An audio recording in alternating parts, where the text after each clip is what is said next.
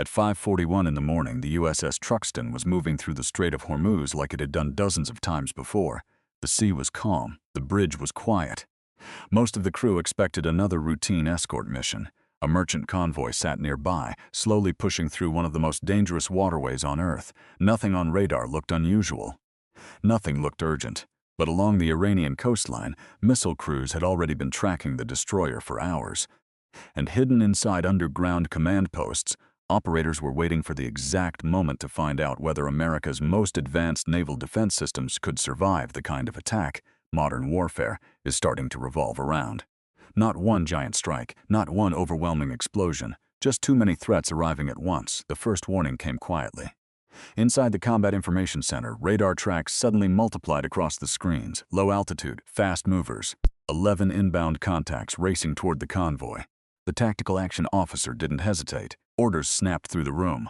Vertical launch cells on the destroyer's deck burst open almost instantly. One missile fired, then another. Then 4 more followed seconds later. SM-2 interceptors clawed into the sky at more than 3 times the speed of sound, streaking toward the incoming targets before most sailors on deck even realized the ship was under attack. Then the horizon flashed. 2 incoming cruise missiles disappeared almost simultaneously in bright bursts over the water. Fragments rained into the Gulf. The first attack wave was already collapsing before it reached the convoy, but inside the CIC nobody celebrated. Because the radar picture wasn't clearing, it was getting worse. More contacts were appearing inland now, slower targets, smaller signatures. At first, the operators counted a dozen, then 20, then more. Iranian Shahed drones had entered the fight, and unlike the cruise missiles, these weren't designed to break through quickly. They were designed to stay in the air long enough to exhaust whoever tried stopping them. That was the real trap. Each drone was cheap, disposable, slow enough to seem harmless on its own. But every interceptor launched against them cost dramatically more than the drone itself. And Iranian crews kept launching them every 90 seconds. The attack wasn't trying to overpower the destroyers, it was trying to drain them. Fighter jets from a nearby carrier group moved in to intercept the drones farther out. Radar aircraft overhead coordinated targets across multiple ships at once. The entire American defense network snapped into motion exactly the way it had been designed to. Missiles launched. Drones exploded. More tracks vanished from radar. But the airspace above the convoy was becoming dangerously crowded. Destroyer missile rifles were climbing at Mach speeds, while friendly fighters maneuvered through the same engagement lanes.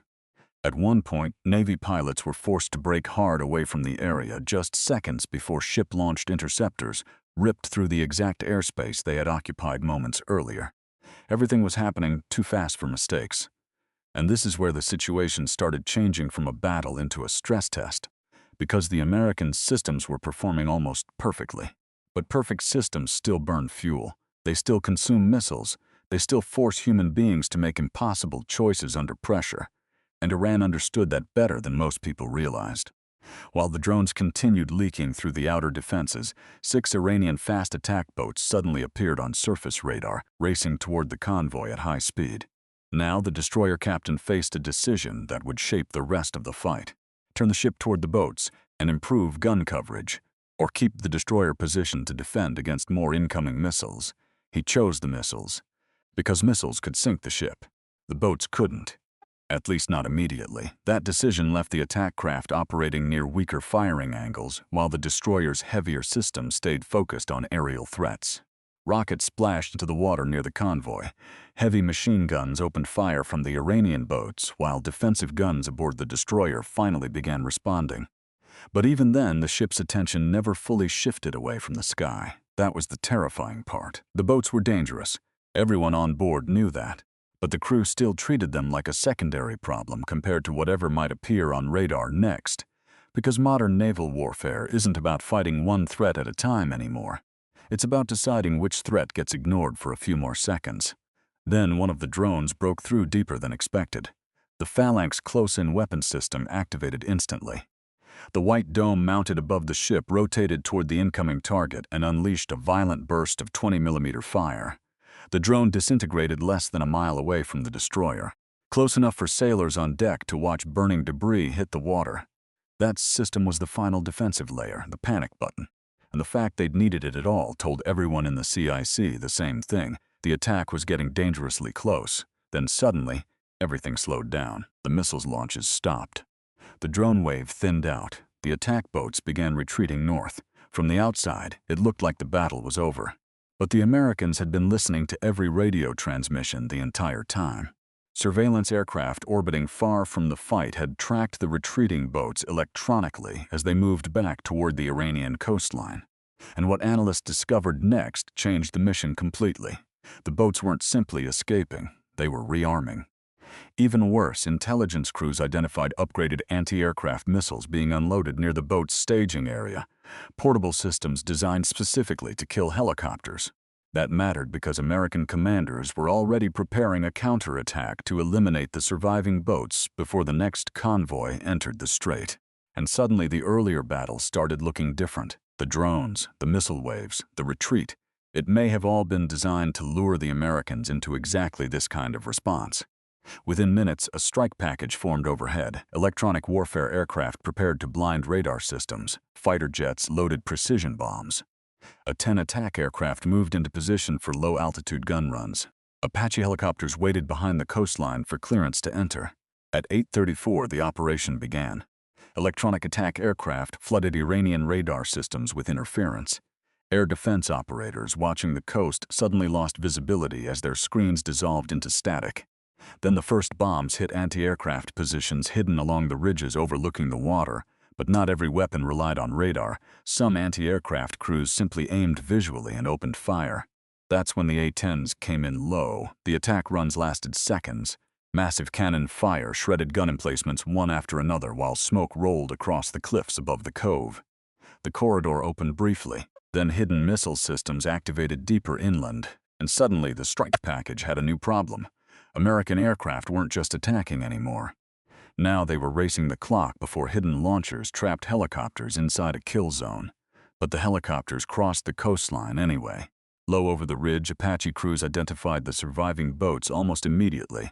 The first Hellfire missile launched from several kilometers away and folded the lead attack craft apart in seconds.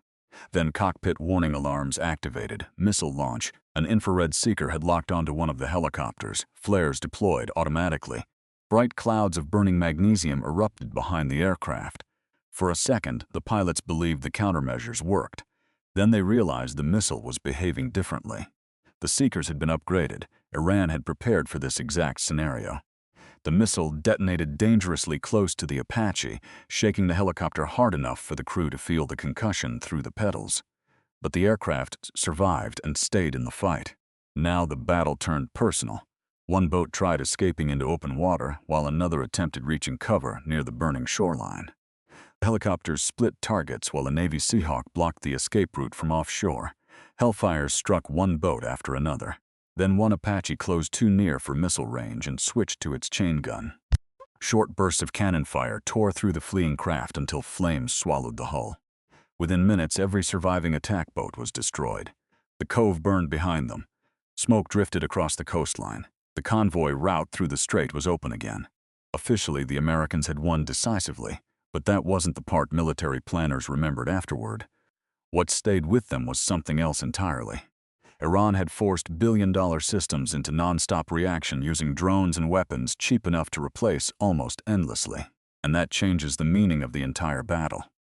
Because modern warfare may not belong to whoever builds the most advanced technology anymore. It may belong to whoever can force the other side to spend attention, coordination, and resources faster than they can recover. And somewhere in the Gulf, another convoy was already entering the same water only hours later.